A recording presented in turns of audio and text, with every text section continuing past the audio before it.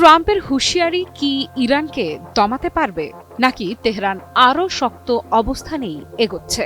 Ballistic ক্ষেপণাস্ত্রকে কেন অপরিহার্য প্রতিরোধ শক্তি বলছে ইরান? এই প্রশ্নগুলোই এখন আন্তর্জাতিক রাজনীতিতে আলোচনার কেন্দ্রে। যুক্তরাষ্ট্রের প্রেসিডেন্ট ডোনাল্ড ট্রাম্পের কড়া হুমকির জবাবে এবার সরাসরি পাল্টা বার্তা দিল ইরান। স্পষ্ট করে জানিয়ে দেয়া হলো, ব্যালিস্টিক ক্ষেপণাস্ত্র কর্মসূচি কোনোভাবেই থামবে না, বরং এটিকেই দেশের নিরাপত্তা ও মর্যাদা রক্ষার মূল ভিত্তি হিসেবে দেখছে তেহরান। সম্প্রতি ইরানের ভাইস প্রেসিডেন্ট ও এক্সিকিউটিভ অ্যাফেয়ার্স প্রধান মোহাম্মদ জাফর গাইম পানাহ কঠোর ভাষায় বলেন, ইরানের ক্ষেপণাস্ত্র থাকতে হবে, এগুলো ছাড়া আমরা সম্পূর্ণ অসহায় হয়ে পড়ব। তার ভাষায়, দেশের প্রতিরোধ ক্ষমতা ধরে রাখতে এই কর্মসূচি অপরিহার্য। গাইম পানাহ আরও বলেন, আমরা যদি যুক্তরাষ্ট্রের কথায় মাথা নত করি, তাহলে আগামী প্রজন্মের কাছে আমাদের জবাবদিহি করতে হবে। এই বক্তব্যে স্পষ্ট, ইরান এটিকে কেবল সামরিক ইস্যু নয়, বরং জাতীয় সম্মান ও ভবিষ্যতের প্রশ্ন হিসেবেই দেখছে। শুধু সরকার নয়, ইরানের সামরিক ও নিরাপত্তা মহল থেকেও এসেছে আরও কড়া বার্তা। ইসলামিক রেভলিউশনারি গার্ড ক্রপস আইআরজিসির সাবেক কমান্ডার মোহসেন রেজাই বলেছেন, ইরানের ক্ষেপণাস্ত্র ও প্রতিরক্ষা সক্ষমতা কোনোভাবেই আলোচনার বিষয় নয়। তিনি সাফ জানিয়ে দেন, এটি থামানো বা নিয়ন্ত্রণ করার ক্ষমতা কারও নেই। ট্রাম্পের হুমকির প্রতিক্রিয়ায় রেজাই বলেন, যদি নতুন কোনো আগ্রাসী পদক্ষেপ নেওয়া হয়, তাহলে শত্রুর জবাব দিতে সশস্ত্র বাহিনীর ইচ্ছা ও সক্ষমতা আগের যে কোনো সময়ের চেয়ে আরও শক্তিশালী হবে। এই বক্তব্যে যেন স্পষ্ট হুঁশিয়ারি, পরবর্তী সংঘাত হলে জবাব আরও ভয়াবহ হবে। এই উত্তেজনার সূত্রপাত যুক্তরাষ্ট্রের প্রেসিডেন্ট ডোনাল্ড ট্রাম্পের বক্তব্য থেকে।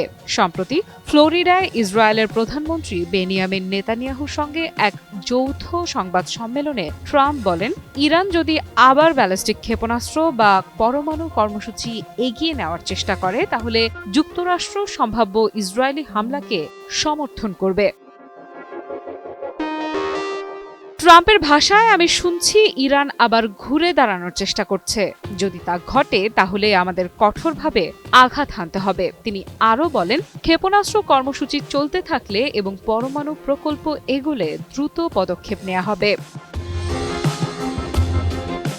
ইরান এই বক্তব্যকে সরাসরি হুমকি হিসেবেই দেখছে। ভাইস প্রেসিডেন্ট গায়েম পানাহ বলেন, কোনো শাসন ব্যবস্থারই আমাদের হুমকি দেওয়ার অধিকার নেই। তিনি দাবি করেন, আমাদের ক্ষেপণাস্ত্র যদি ইসরায়েলের বিরুদ্ধে কার্যকর না হতো, তাহলে তারা কখনোই যুদ্ধবিরতির প্রস্তাব দিত না। এই উত্তেজনার পেছনে রয়েছে সাম্প্রতিক রক্তক্ষয়ী সংঘাতের স্মৃতি। গত বছর 13 জুন ইসরায়েল হঠাৎ করেই ইরানের বিরুদ্ধে সামরিক অভিযান শুরু করে। এর 9 দিন পর 22 জুন যুক্তরাষ্ট্র ইরানের ইস্পাহান, নাতাঞ্জ ও ফোর্দোতে অবস্থিত গুরুত্বপূর্ণ পরমাণু স্থাপনায় হামলা চালায়। এই হামলায় একাধিক ইরানি পরমাণু বিজ্ঞানী সহ শতাধিক সামরিক সদস্য ও বেসামরিক নাগরিক নিহত হন। জবাবে ইরানের পাল্টা হামলায় নিহত হন 32 জন ইসরায়েলি বেসামরিক নাগরিক এবং এক অফ ডিউটি সেনা। টানা 12 দিনের এই সংঘাত শেষ হয় যুক্তরাষ্ট্রের প্রেসিডেন্ট ডোনাল্ড ট্রাম্পের মধ্যস্থতায় হওয়া যুদ্ধবিরতির মাধ্যমে। কিন্তু যুদ্ধ থামলেও উত্তেজনা যে থামেনি, তা এখন স্পষ্ট।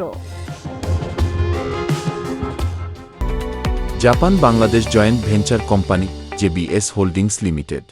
একদিকে ট্রাম্পের কড়া হুঁশিয়ারি, অন্যদিকে ইরানের দৃঢ় অবস্থান, ব্যালিস্টিক ক্ষেপণাস্ত্র ছাড়বে না। প্রশ্ন হলো, এই মুখোমুখি অবস্থান কি আবারও মধ্যপ্রাচ্যকে ঠেলে দেবে নতুন সংঘাতের দিকে, নাকি শেষ পর্যন্ত কূটনীতি হবে শেষ কথা?